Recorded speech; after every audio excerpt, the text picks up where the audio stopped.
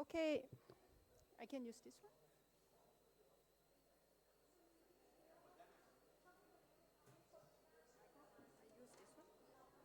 Hello test. Hello test.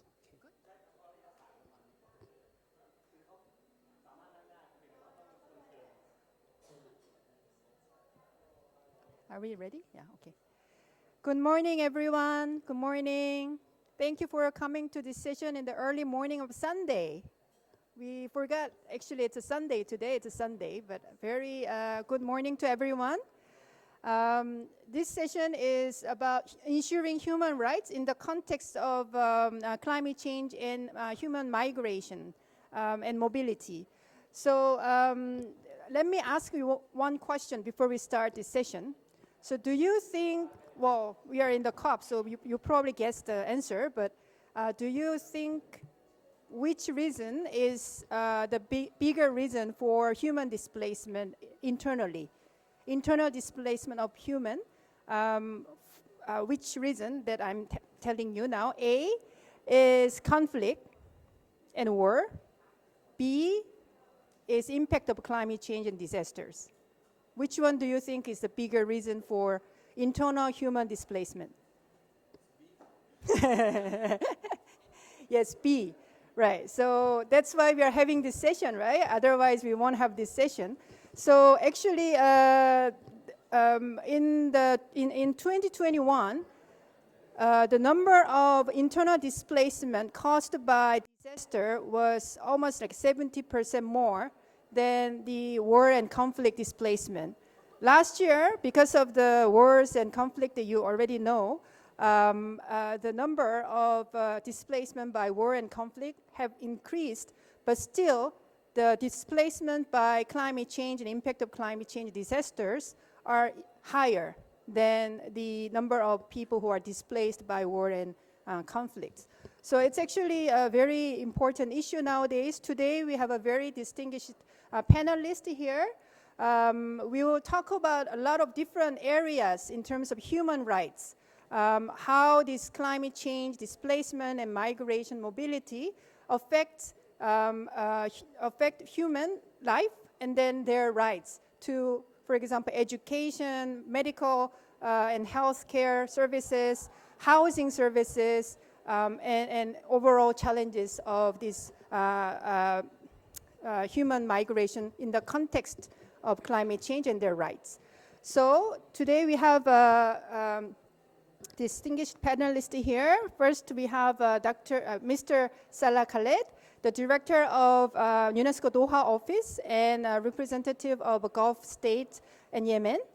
We have also Dr. Chonglak Tinnagu, the director of climate change education under the Ministry of Natural Resources and Environment. We have Dr. Professor Yasushi Katsuma, academic advisor from UNU IAS. We have Kochakon Borakom, UN Global Climate Action Award winner, and also working with this Thai Pavilion day and night. Here, thank you very much for joining.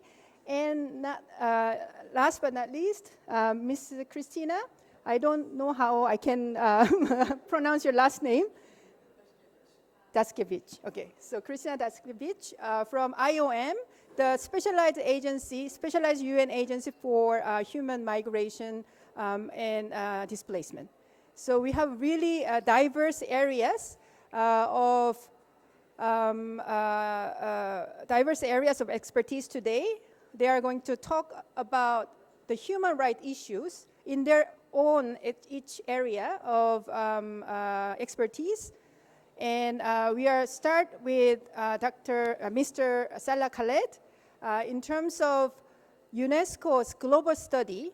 So we try to set the stage first with these findings from global study, UNESCO's recent global study on climate change displacement and the right to education. So he will introduce to us to the key findings of these global study. Okay.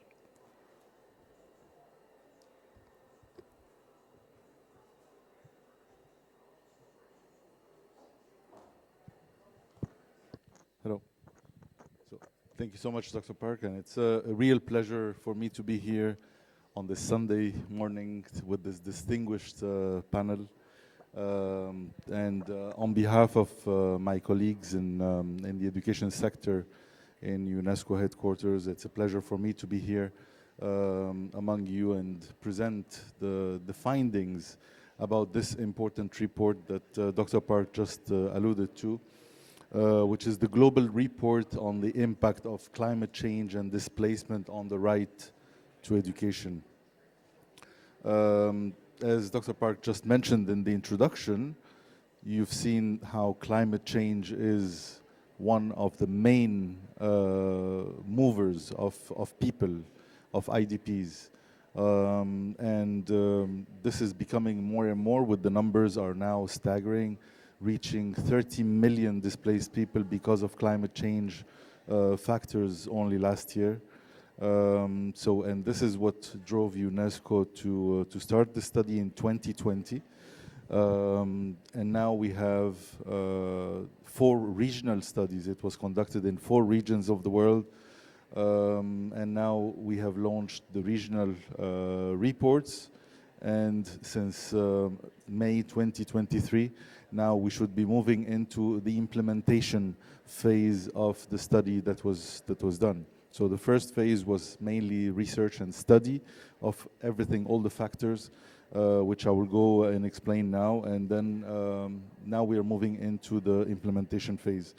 So as I mentioned, the study covered 4 regions. So mainly it's Asia Pacific, it's Central America and the Caribbean, it's East Africa, and Southeast Europe. So these are the 4 regions that were covered by the study. Maybe you will read the report and you will see it yourself. The report covers the different patterns of displacement because of climate change. And it constitutes as well a policy guidance for all the states to tackle those particular challenges and issues. One of the main objectives of this is also to see how to protect the right to education within the displaced populations and the factors.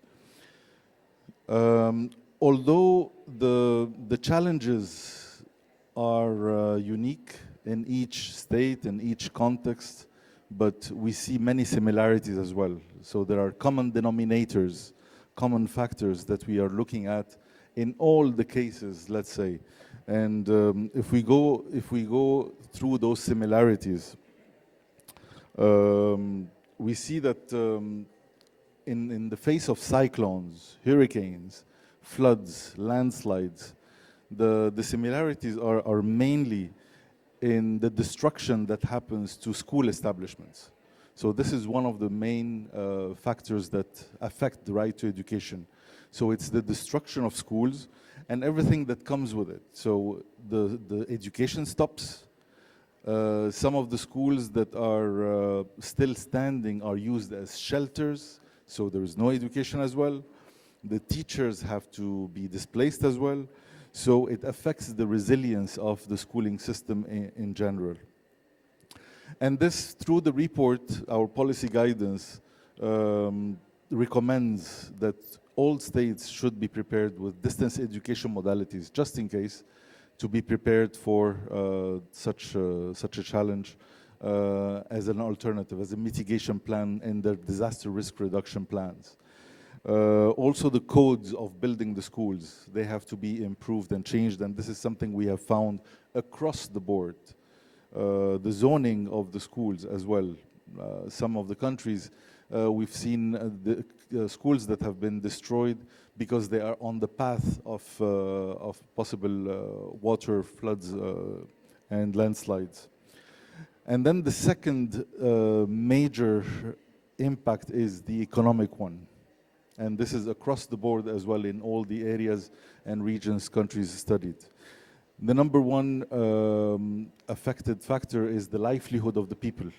They cannot sustain their livelihood anymore. They have to move.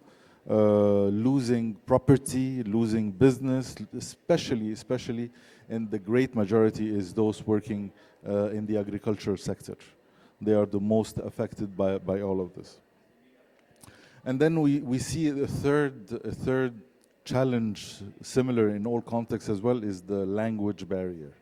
So when we have transboundary displacement of populations, many of the cases you find the language barrier constitutes a major challenge to many of them.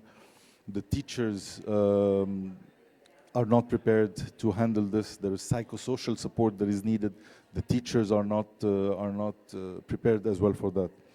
And then we have the urban pressure. So in cases of climate change displacement, populations tend to go to urban cities and contexts where it adds to the pressure that is already existing on the urban settings.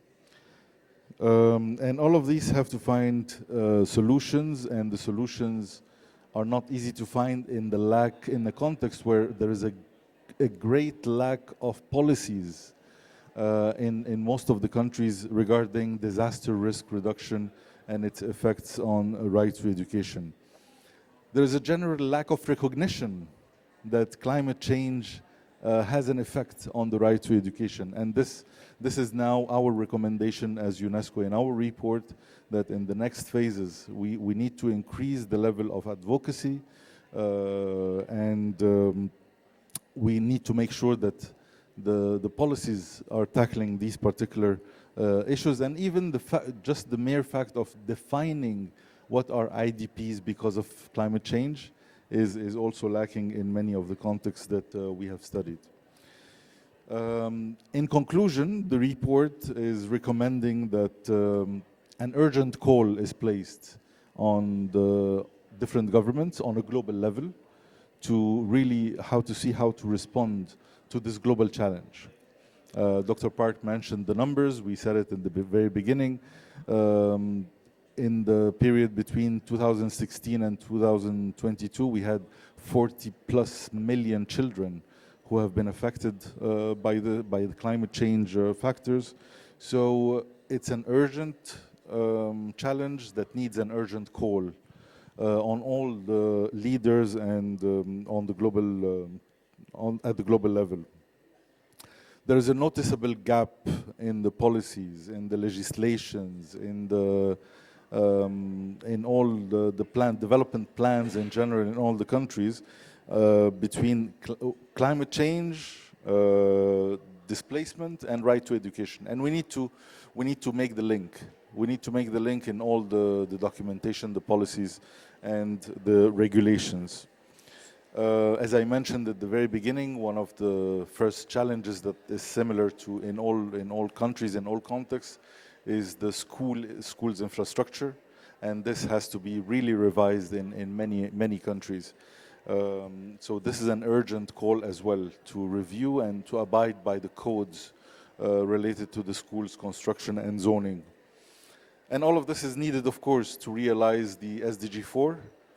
Without tackling this particular challenge, we cannot say that we are approaching the realization of SDG 4 by any means. So this is in very brief about this report. And once again, I thank you very much for the opportunity. Thank you very much, Mr. Khaled, for your excellent summary of and synthesis of the global study done by UNESCO. Actually, I didn't mention at the beginning, UNUIAS, where I belong to, was responsible for the Asia-Pacific regional study of this UNESCO study. So if you would like to read more about Asia-Pacific region, please come visit our website, and then you can download the full report. Of course, there are three other regions as well, as Mr. Khaled just mentioned, Latin America and Caribbean region, East African region, and Southeast European regions. So if you are interested in any particular regional study findings and all those things, please visit UNESCO website and download your copy of the full report. one of the things that you just mentioned is like language barrier, right? So language barriers was one of the four important barriers that was found by the study. The reason actually why the language barrier is a big challenge from an Asia-Pacific perspective is actually if you look at Indonesia, they have 6,000 different languages. And in India, actually there are more than 7,000 languages spoken. And even if they are internally moved from this province to that province because of disaster, their language are totally different. So they are actually having a really difficult time to adapt to a new school because language skills of the school teachers are not capable of covering those students who have different languages. So that's actually how every child is facing those kind of difficulties that we actually don't know much about before. So this study actually shed a light on all those challenges that we are not really aware of. So it's a really good study, so please go and visit the website and read the report. So now I'm going to move to a health issue of this climate change, migration, and mobility. And as you can imagine, they have really difficulties accessing education. Now they have same difficulty or even higher difficulties in accessing the medical or health services in the context of climate change and impact and displacement. So without further ado, I will invite Professor Yasushi Katsuma to give us more insights on the health issue of this human mobility in the context of climate change. Floor yours. Thank you very much, Dr. Park, for your kind introduction. I'm Yasushi Katsuma. I'm from the United Nations University, more specifically the Institute for Advanced Study of Sustainability. I'm very pleased to be invited to the Thailand Pavilion, and I'm enjoying my stay in this pavilion. Thank you very much. As I come from the UNU, I may sound a bit like someone from the university, but let me try to make 7 points in my short presentation. My first point is that the relationship between climate change, disaster events, and human mobility is very complex. And we probably need further research on the relationship between those issues. We know that climate change intensifies existing vulnerabilities of those displaced and for those who are on the move. But we probably need to analyze more precisely what's going on, which is related to my second point. When we talk about disaster-induced migration, which is involuntary migration, we can probably separate between sudden onset events and slow onset events. Sudden onset events can be described as example like typhoons or floods that are directly hitting people right away. And the second category, the slow onset events, can be freshwater salinization, ocean acidification, glacial melt, and sea level rise, or desertification. So these are very complex situations that can be coupled with societal instability such as armed conflict. So sometimes we call it complex emergencies. So we probably need to clearly specify what kind of a disaster event we are referring to in our conversation in the climate change and migration. So that's my second point. The third point is that how people respond to such threats or possible disaster events. I think the most favorable can be a planned relocation. People who can afford plan to relocate themselves from one place to the other in one country, or they may move to another country in case your country is pretty much affected by the rising sea level, for example. So that's one kind of reaction by the people. The second reaction can be internal displacement. internal displacement within the country. And the third can be cross-border displacement. So we probably need to look at different scenarios of people who act on the disaster events induced by climate change. Number 4, my fourth point is about the current international coordination mechanism. If I talk about myself, I used to work for UNICEF in Afghanistan and Pakistan, and also Mexico, looking at migration issues from Central America to Mexico to the United States, or Afghan refugees flowing to Pakistan or Iran. So according to my experience, for sudden onset disasters, we have a better coordination mechanism. We have interagency standing committee to discuss the common response to such rapid onset disasters. And we have UN humanitarian coordination mechanism coordinated by Office for Humanitarian Coordination of Humanitarian Affairs. Probably the most difficult can be the internally displaced persons. We currently have UN guidelines on IDPs, which is not a legally binding document, but that's a document we probably need to refer to when the people are still within their country. So we probably need to communicate more closely with the humanitarian community so that our conversation can go beyond the silos. The fifth point is about slow onset disasters. What do we know about slow onset disasters? It's sometimes difficult to see the relationship between slow onset climate change, slow onset disasters, and human mobility, because there are so many factors involved in their decision making, in their displacement. We have already a number of documents, and we already have the document prepared by the Platform on Disaster Displacement, PDD, and Office for High Commissioner for Human Rights, developed a joint study on the slow onset effects of climate change and human rights protection for cross-border migrants. So we already have such an existing document which we can refer to.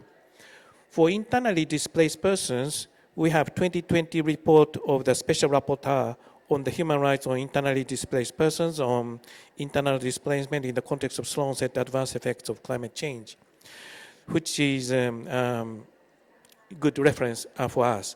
So for slow onset disasters, we have quite a limited documents, but we probably should utilize those documents further. Okay. My sixth method is about rights-based approach. So we need to conduct vulnerability assessment. I said that those who can afford can plan for their relocation in advance. For those who cannot, they are more vulnerable, and so we have to come up with a special adaptation plan for them. At the same time, we should treat them not as victims, but we should treat them as agents, actors, and leaders to tackle with the challenges they are going to face. So that's my sixth point. Seventh point, related to the going beyond the silos, breaking the silos.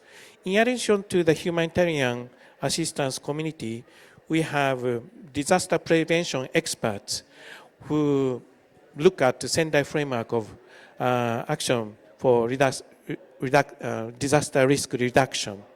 And now we have a global platform on disaster risk reduction, looking at not only Sendai framework of action, but also the Global Compact for regular migration. Also, Human Rights Council, with its resolution 3233, there are reports on the human rights of migration induced by climate change. So we have to invite human rights experts in this. And lastly, in the COP process, the Cancun adoption framework is, of course, exists. And at the Paris task force on displacement was established, and the international executive committee of the Warsaw International Mechanism for Loss and Damage is supposed to implement the task force on displacement. So I think we have quite a lot of actors involved in this topic, and not only on health, but for all the assistance action for us, we need to coordinate to going beyond the silos. Thank you very much. Thank you very much, Professor Katsuma. Yeah, so it's really well listed, like 7 points that we have to think as an international community. And probably in the discussion session, I would like to ask you more on how this, especially slow onset related internal displacement, in the context of that challenge, what would be the responses that we, health sector, has to provide to those people. So that would be my question for you in the discussion part. Yes. So now we would like to move on to the Southeast Asia, right? Is it? Yes. Right. So we have done now global perspectives. Now we are moving on to the Southeast Asia before we move on to the national context of Thailand. So this is the sequence. So I would like to invite Ms. Christina to introduce us to the Southeast Asian challenge in human mobility in the context of climate change. Thank you very much, and it's a pleasure to be part of this panel. And I just would like to highlight how timely this panel is as well, because, I mean, as you know, earlier this week, we had a decision on the loss and damage fund that was taken forward, and we know that there's no language related to human rights that has been integrated in that decision, while at the same time we have language around climate migration that is integrated. So really looking forward to taking also some lessons learned from this panel to help us advocate for the integration of human rights of people displaced and migrating in the context of climate change. But yes, so for the next 10 minutes, I will highlight a few points about the context in the Asia Pacific, indeed. And then, as reminded by our colleague from UNESCO, it's quite important in terms of protection of human rights to actually be able to properly identify and define the right holders. So what I will look at after this would be more understanding, so the conceptual framework, the difference between migrants and displaced population, and how this frameworks apply to them as well. Then we'll have a quick look at the different features and forms of mobility in this context, and finally looking at this nexus between movement of people and climate change more from a response angle. So the main 3 points I wanted to highlight about the region is that we know, on the one hand, that the Asia and the Pacific region is the most disaster-prone region globally. So we know that since the 70s, there were over 7 billion people who have been affected by disasters.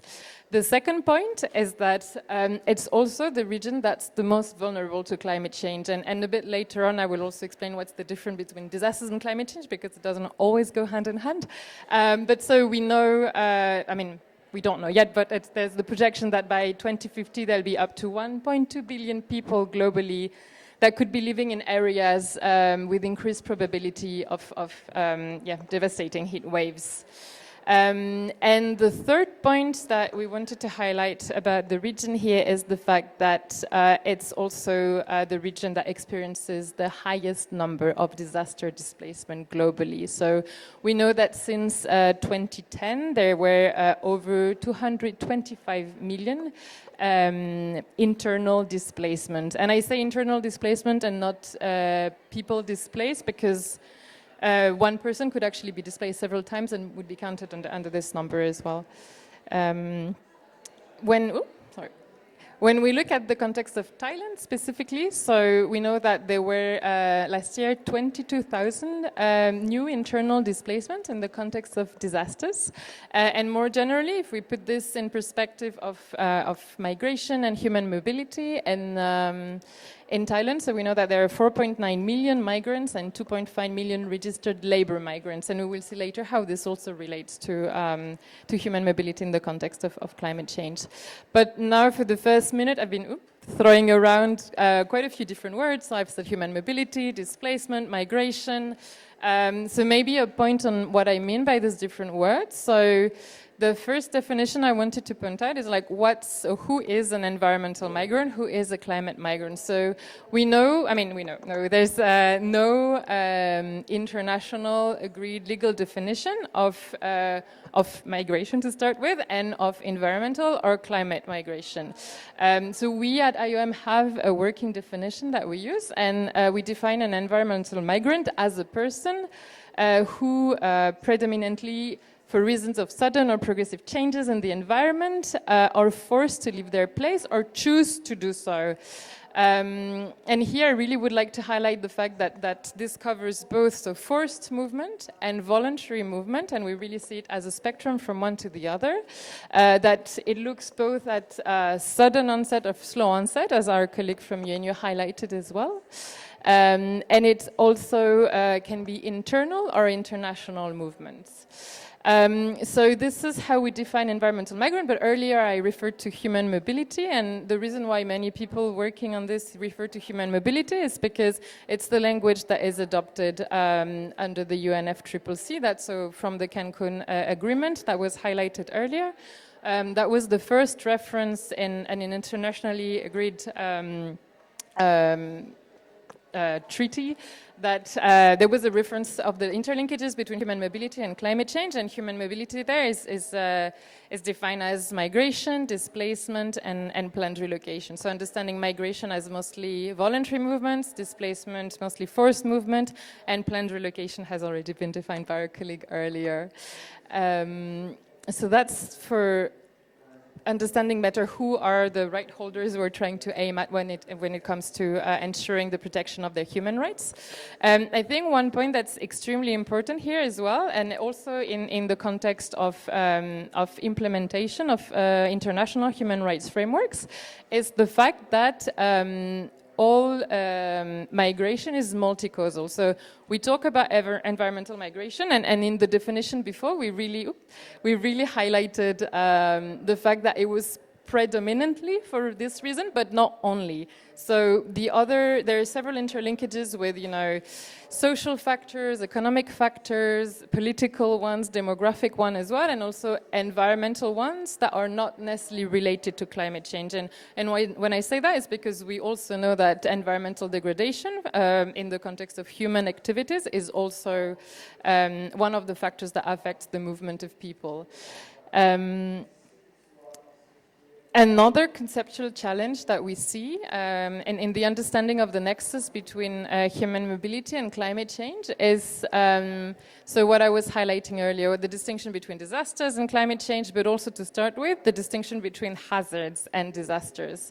So the way we define a disaster is usually understood as the combination of a hazard that's natural, of the vulnerability of people and the exposure of these people. And it's the three elements that would lead to a disaster and that might or might not lead to the movement of people. And climate change here comes at several levels. So climate change will impact the vulnerability of people. This we know quite well.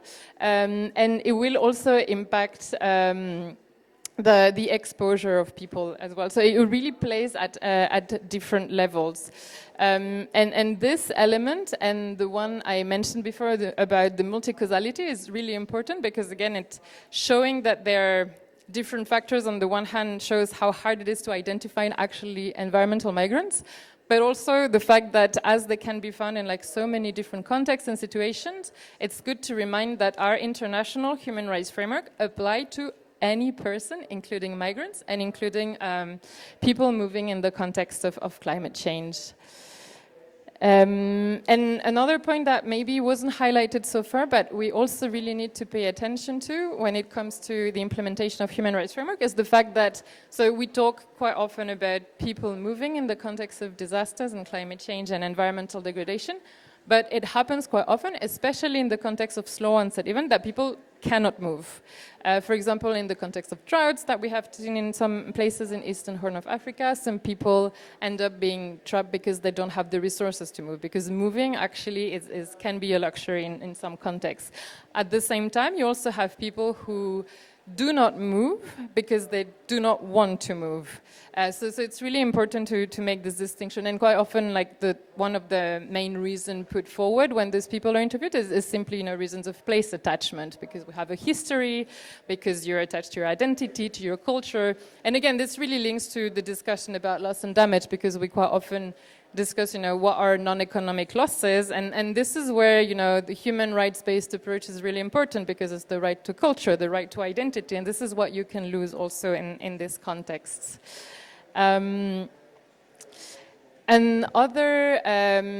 Another side of this relationship between the movement of people and climate change that is quite important to put forward, and that was also highlighted by the fact that that we should not only portray people as being vulnerable, but also as agents of change, is really understanding. So migration can be, on the one hand, an adaptation strategy, because it allows, when it increases the resilience of people, to actually put them out of harm's way as well.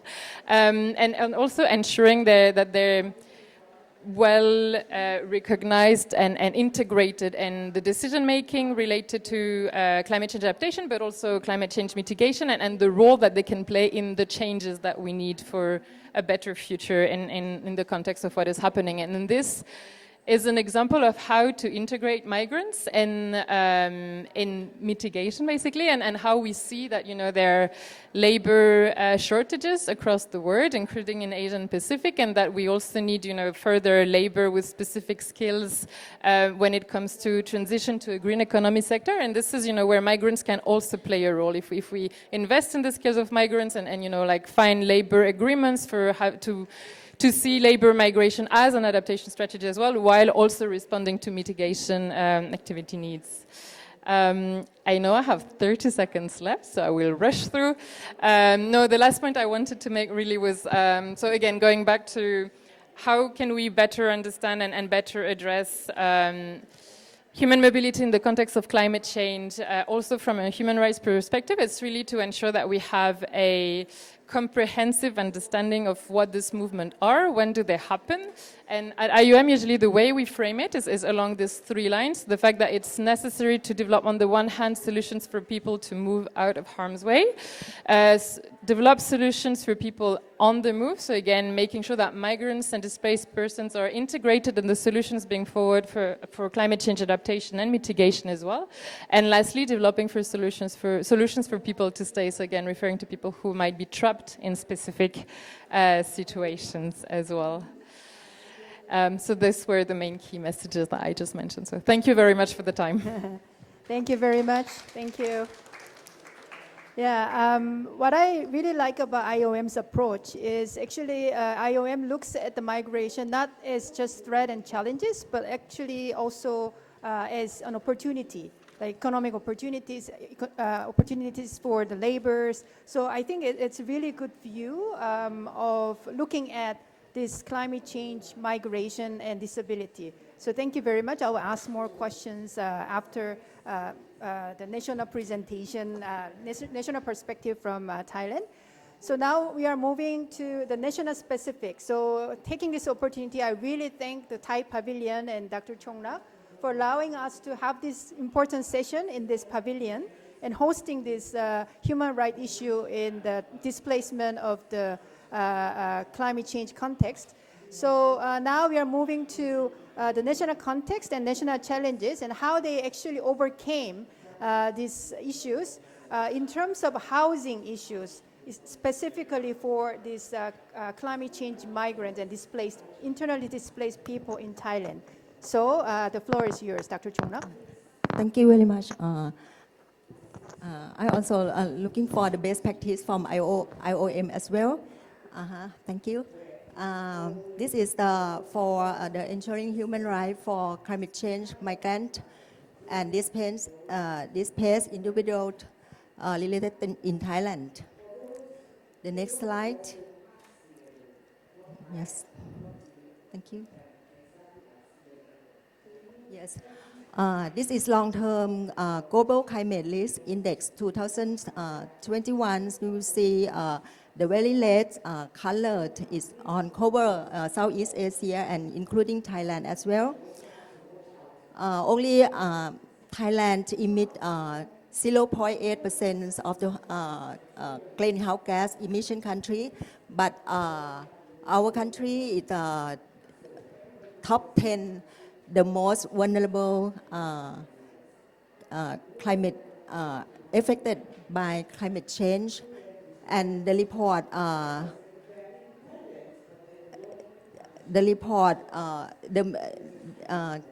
that millions of Thai will be displaced due to flooding sea levels rise by in 2050. It faced many mega natural disasters. In the past 20 years, it hit by 137 natural disasters, and only the big flood in 2011 it includes 87% of the past total damage. It estimates loss 1.44 trillion Thai baht. And if you see on the countries in the north, it is like a highland, so it faced with landslide, mudslides, and along with the Chao Phraya River basin in the middle part of Thailand is often flooding, and along of the seashore, it's sea level rise, so it's affected on the country, but it's like a slow onset as well, and this is a sudden onset and slow onset that I present you. And the RPC model of RPC 4.5 that expected that is flooding. It is in the National Adaptation Plan. The blue color is quite high flooding. Yes.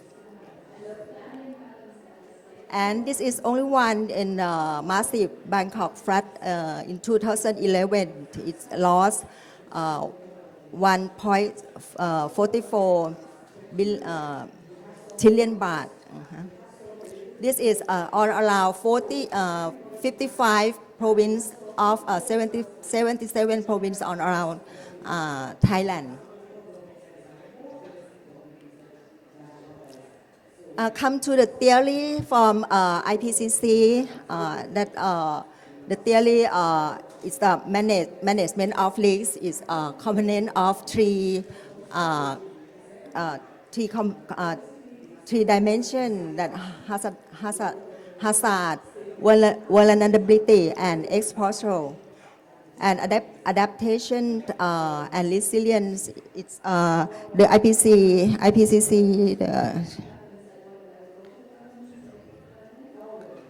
IPCC identified that ability to capture two dynamic nature of exposure and vulnerability make for more successful adaptation and risk management policy and practice. So we have a gap between the adaptation and resilience and hazard to be more than improve the mitigation or emit because the vulnerability and exposure, the government have to spend money for improve the adaptation and resilience before the support the mitigation. So nowadays we have the draft of the National Adaptation Plan, and maybe this year we will submit it to UNFCCC.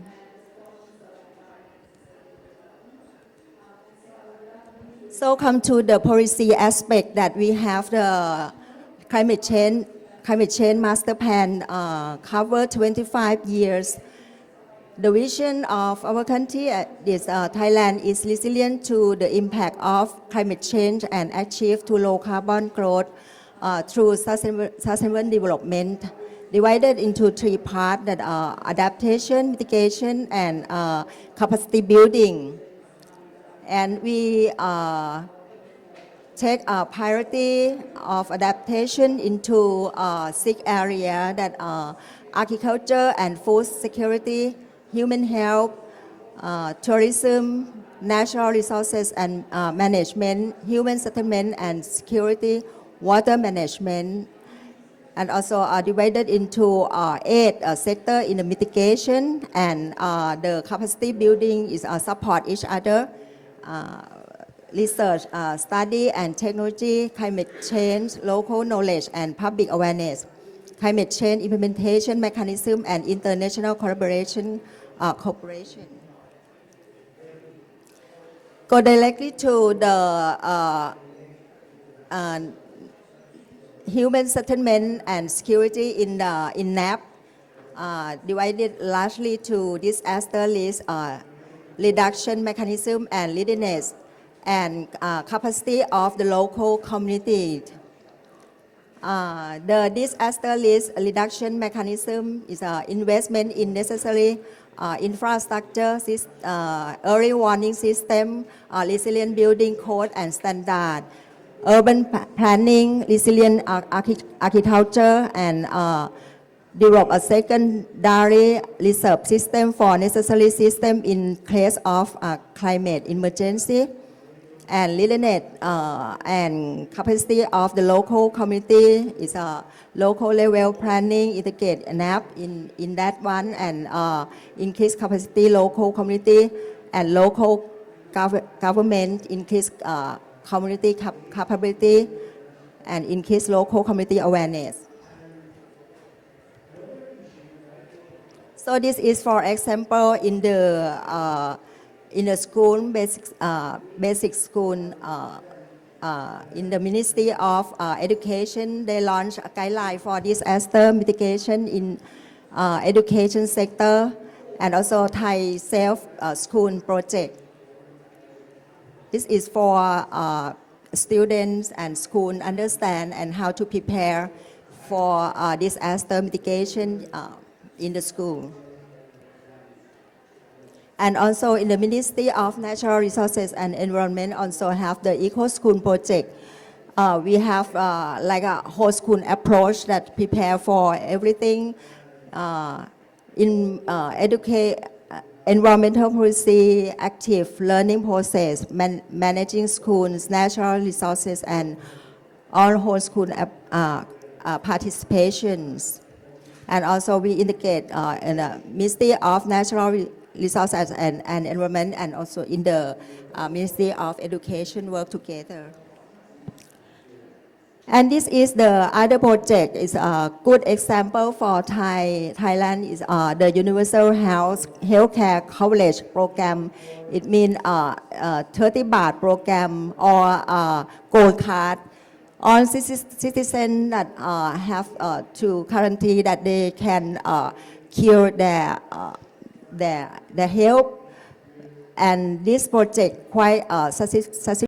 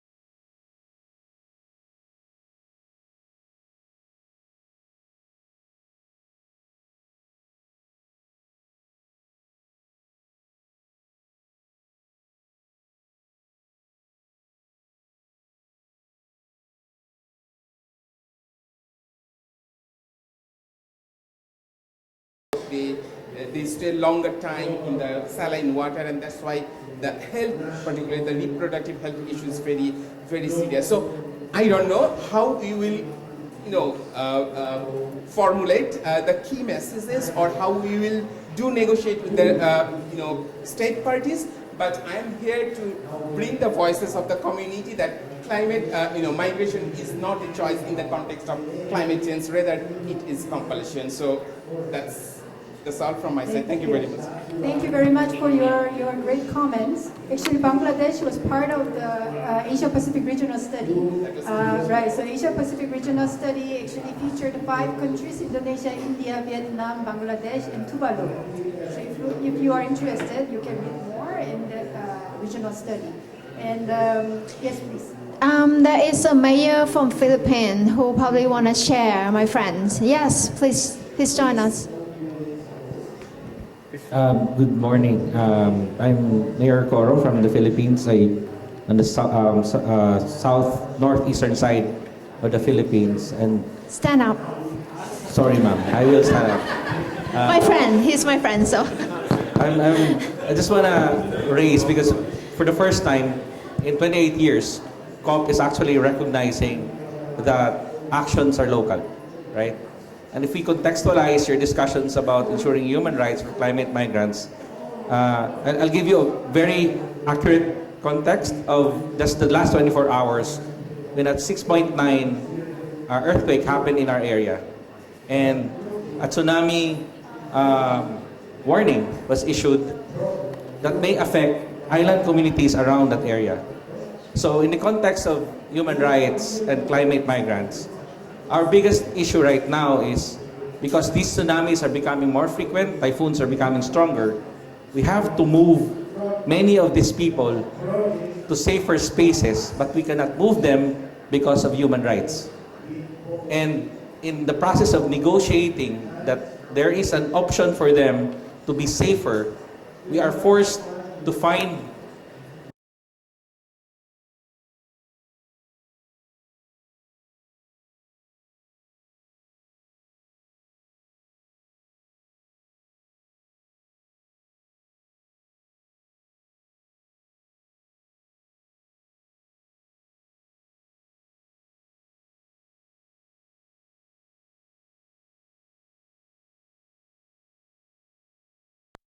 communities, fishing communities and villages, which I am also part of. I'm representing Coastal 500, and we are working on the Pacific Rim of different countries, especially working on fishery villages, because they are now facing the brunt of this concern. So if we want them to be safer so that they could sleep at night with all the risks that are coming in, can there be a leverage coming from you as experts to allow us to actually, we have to force them to move. Otherwise, every day, we end up waking up, I have only an hour of sleep because trying to monitor all these tsunami warnings. And to wake them up, because the warning was released at 1 a.m. So we have to wake up every family to run to the center or higher ground, because it might be very risky for them. So if I cannot force them to move, how can we make them safer? Thank you very much, Mr. Mayor, for this really important and relevant comments. I think the disaster, one thing that probably from our study with UNESCO that we could probably force more is the database decision.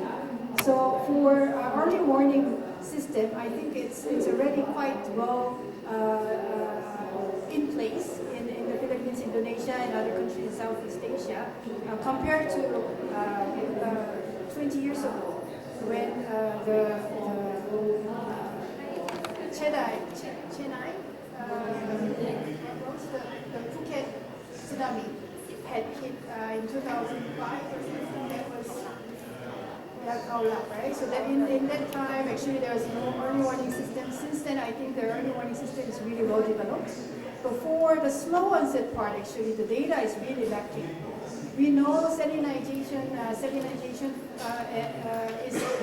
is happening, but people are moving out of the region for the agricultural issues and challenges, but we don't know whether they're actually moving because of climate change. They are moving because of many other reasons, and then we don't capture those data to inform the decision makers. So I think it's really important to have those important and scientific data to track and predict the human mobility patterns in terms of climate change impact. So probably those are something in the UNESCO study actually we recommended what kind of data we need to combine and integrate to predict and prepare the government to make a data-informed decision on this climate change migrants. Anybody from the panel to respond? Yes.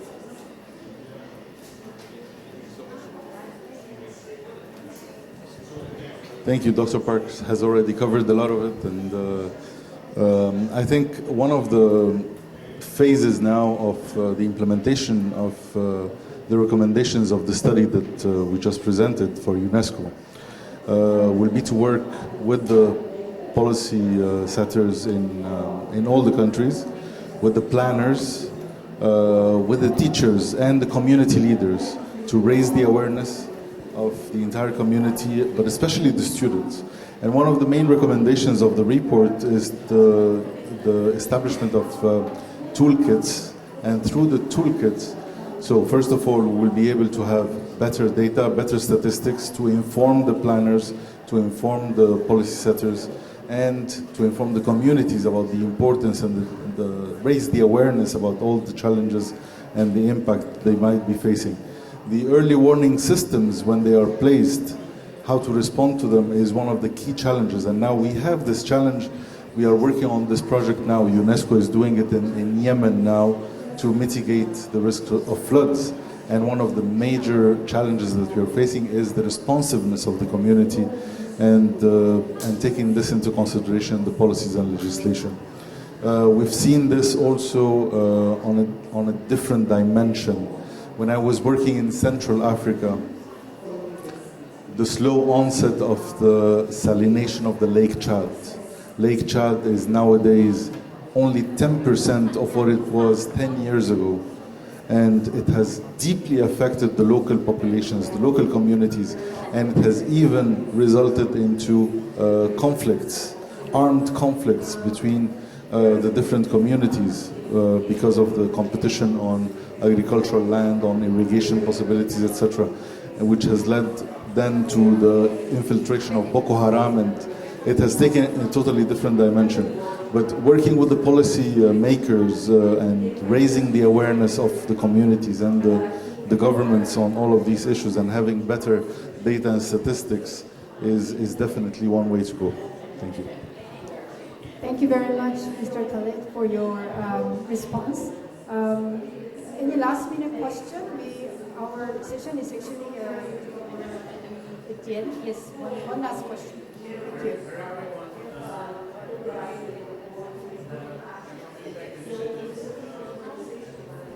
Jasper Linke from Impact Initiatives. We do humanitarian needs assessments.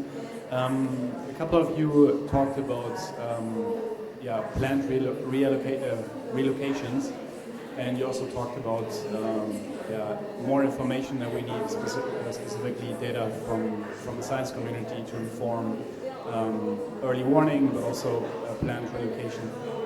Do you also think that there is a data gap to ask, specifically on human rights, to ask the communities themselves about their needs and also where they would like to go, and so not just like weather data from forecasting, but also specifically data from those communities? Do you think that there is more need for gathering that data? Thank you.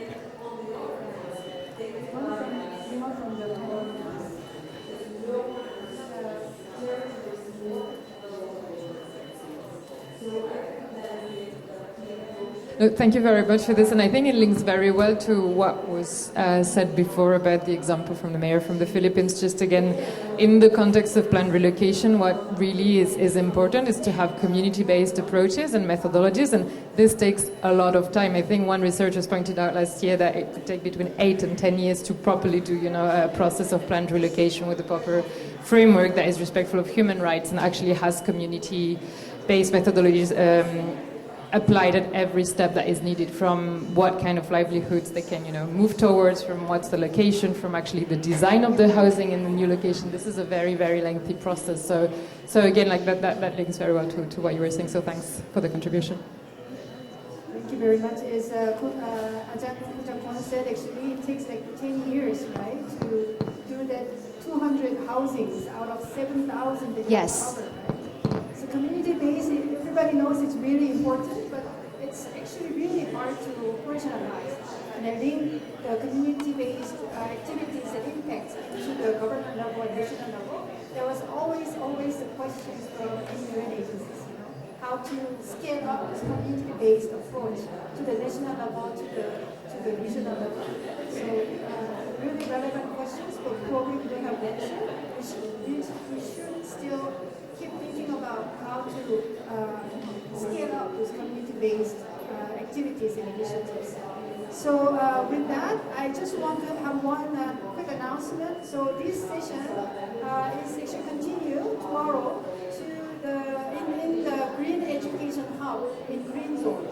We will have specifically about human rights in education of these climate change migrants at 3:45 p.m. for an hour. So if you are free, if you are more interested in the human rights issue in education of this climate change migration and displacement, please come to visit Green Education Hub tomorrow. With that, thank you very much for your great participation and attention, and thank you all for the speakers. Thank you. Not further ado, this is our honorable moderator. So, Dr. Pirun, the Director of Department of Climate Change, will give the gift to all the speakers, including you as well. Thank you. Yes. And the audience, we're going to have a group photo. This is such an important session.